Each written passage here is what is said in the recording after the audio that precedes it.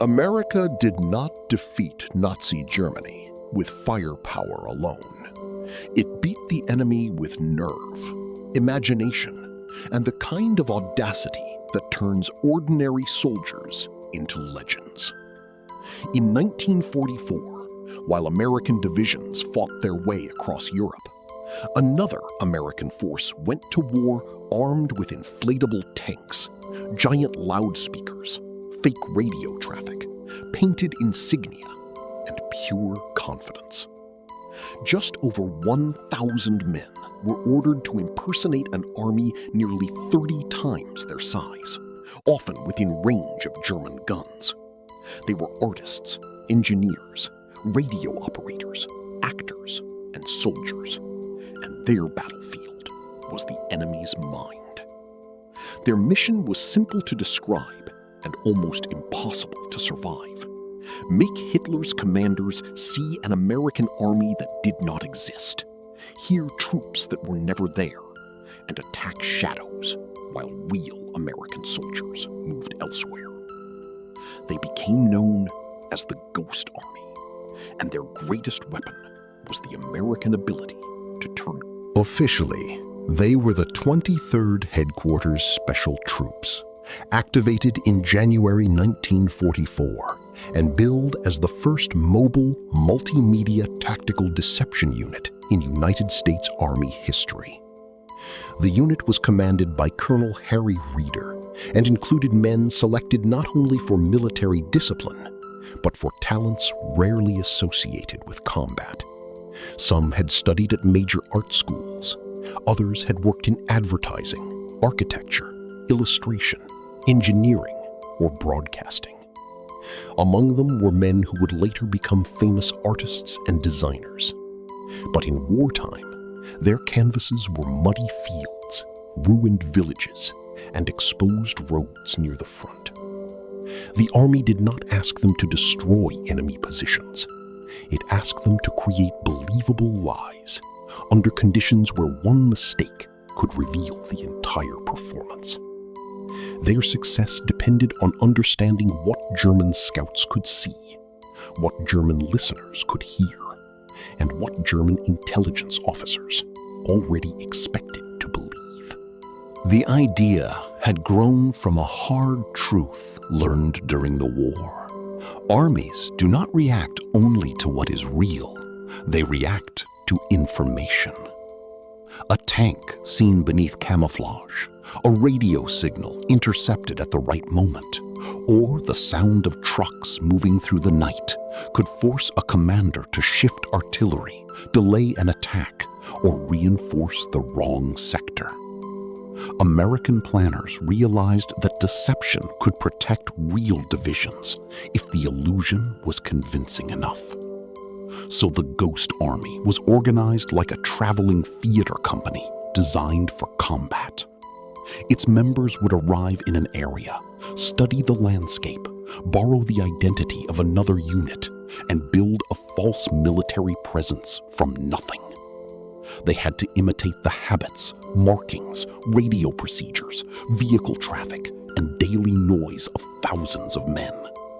The Germans could never be allowed to see the stagehands. They had to believe the stage was real. The most visible part of the deception belonged to the 603rd Engineer Camouflage Battalion. Its soldiers could enter an empty field and within hours fill it with tanks, artillery pieces, trucks, and command posts that looked convincing from the air or across a distant ridgeline. The tanks were made of inflatable rubber and could be carried by a handful of men. But once positioned, covered with dust, surrounded by tire tracks, and guarded by soldiers acting naturally, they became part of a larger illusion. The men learned to think like enemy reconnaissance officers. They placed vehicles where a real commander would place them, avoided arrangements that looked too perfect, and created the disorder of a living army. They even concealed some decoys poorly on purpose, because an object that appeared accidentally discovered could seem more believable than one displayed openly. Every shadow, track, camouflage net, and tint had a role in the performance. But a silent army would never be convincing. The sonic specialists carried enormous speakers mounted on half-tracks and played carefully engineered recordings of military activity. Engines starting, tanks moving, bridge crews working, soldiers shouting, and columns of vehicles advancing through darkness. These sounds could travel for miles, especially at night, when German troops could hear movement without seeing its source. The recordings were not random noise. They were mixed and arranged to match the size, distance, direction, and timing of the imaginary unit. If the illusion called for an armored division arriving, the sound had to begin with distant engines, grow into heavy movement, and then settle into the irregular rhythm of a crowded assembly area. A German listener in a foxhole might hear what seemed to be thousands of Americans preparing for battle, never knowing that the entire army was coming from loudspeakers operated by a small group of men. At the same time, radio operators created a second, invisible battlefield. German intelligence monitored Allied transmissions, learned the habits of individual operators, and used radio traffic to estimate where units were located. The Ghost Army fought back by copying those habits. Its signalmen studied the rhythm, style, and technical patterns of real units, then reproduced them from false positions. They transmitted routine messages, simulated command networks, and created the electronic signature of divisions that had secretly moved away. This was deception at its most delicate, because a single operator using the wrong procedure or sending at the wrong time could raise suspicion. The enemy did not need to understand every message. It only needed to recognize the familiar pattern of a unit it believed was still present. While real American soldiers traveled under radio silence, the ghosts kept their identities alive on the air. The final layer was human performance. Soldiers wore the shoulder patches of units they were impersonating, painted false markings on vehicles, and drove through towns where enemy agents or local informants might be watching. They visited cafes, spoke loudly about imaginary orders, and allowed carefully chosen rumors to travel. Fake military police directed traffic near roads that supposedly led to command posts. Officers with convincing insignia appeared where enemy observers might notice them. Nothing could feel rehearsed, because real armies are noisy, impatient, untidy, and full of movement. The Ghost Army understood that deception was not a single inflatable tank or a recorded engine. It was a complete world in which every visible detail supported every other detail. The Germans had to receive the same false story through their eyes, their ears, their radios, and the reports of people on the ground.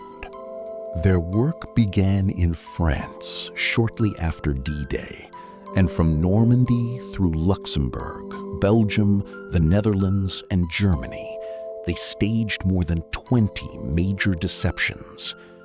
The missions were dangerous because illusions had to be placed where the enemy could detect them, which often meant operating close to the front with little heavy protection.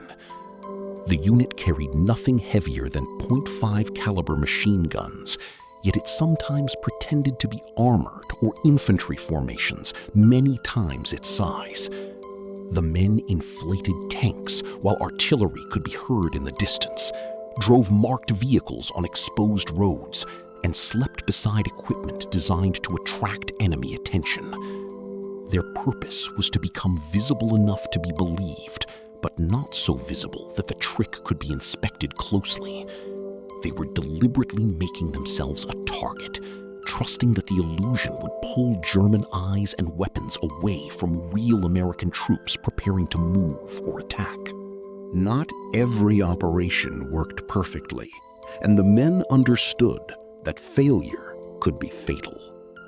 Wind could flip an inflatable vehicle. A civilian could wander too close and discover that a tank weighed less than a piano.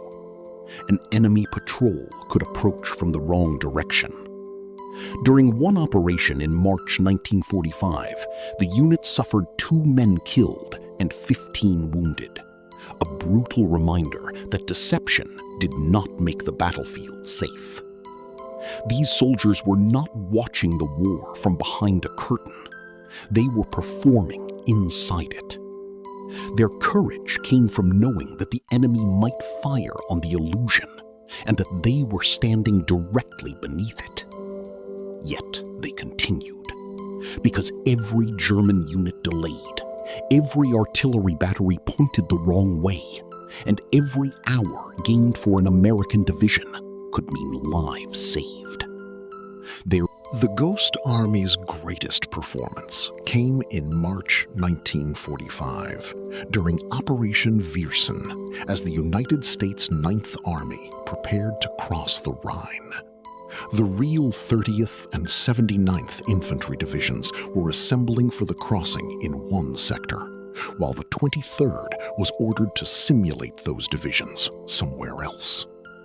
The Ghosts created the appearance of tens of thousands of troops gathering for an assault. Inflatable vehicles filled assembly areas. Fake radio networks came alive. Sound trucks projected the noise of movement and bridge construction. False headquarters and traffic patterns completed the picture. German commanders had to decide where the crossing would come, and the illusion helped draw attention away from the true concentration. When the real American attack went forward, the Ghost Army's performance had become part of a much larger deception that helped protect one of the war's most important river crossings. After the war, there were no victory parades for the men who had built phantom divisions across Europe. Their mission remained classified, and they were ordered not to discuss what they had done. They returned home carrying sketchbooks, memories, and stories that sounded too strange to be true. For decades, many families knew only that these veterans had served in a mysterious unit. The official history was not declassified until 1996, long after the battlefield had fallen silent. By then, some of the artists had become celebrated names, and the world finally began to understand that their wartime creativity had been more than an unusual military experiment. The Ghost Army had helped protect Allied movements, confuse German forces, and save lives through more than 20 operations. Yet the men who performed those deceptions had spent most of their lives unable to claim the credit. That is what makes the Ghost Army one of the most American stories of World War II. Faced with an enemy built on intimidation, the United States answered not only with tanks and bombers, but with artists, engineers, actors, radio men, and young soldiers willing to risk their lives for an idea. They proved that strength is not always measured by the weight of a weapon. Sometimes it is measured by the courage to think differently when lives depend on it. A few men with rubber tanks convinced the German army that entire American divisions were moving across Europe. They transformed sound into soldiers, radio signals into regiments, and empty fields into threatening armies. Hitler's forces prepared for men who were never coming, while real Americans struck somewhere else. The Ghost Army did not merely hide the truth. It created a new reality and made the enemy fight it.